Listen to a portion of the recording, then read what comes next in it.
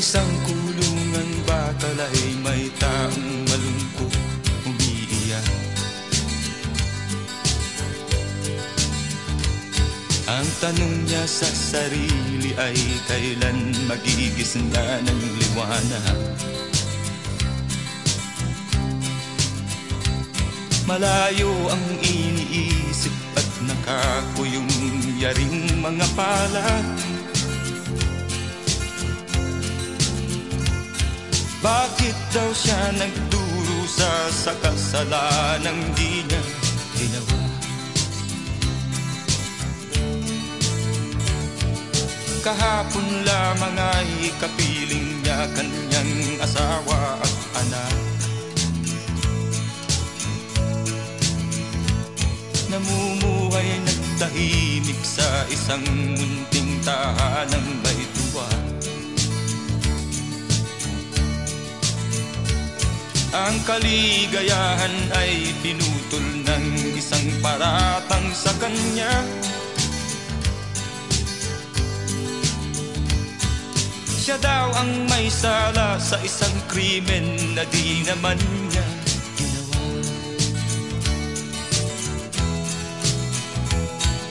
Wala na bang katarungan ang isang nilalang na katulad niya? Ilan pang tulad niya ang magdurusa ng walang kasalanan?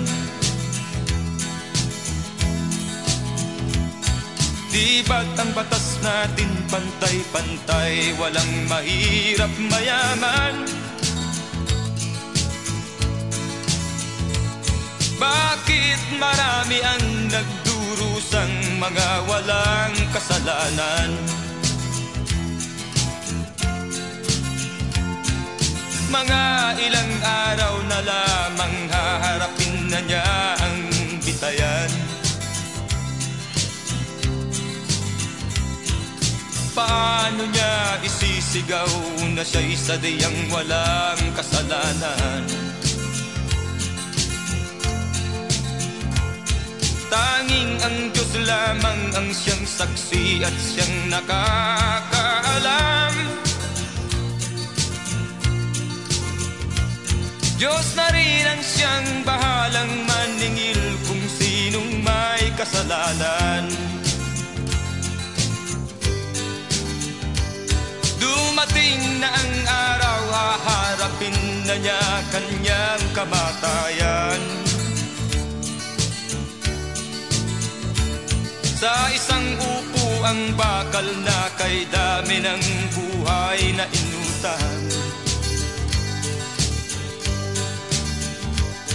O ang batas ng tao kung minsan ay di mo maintindihan.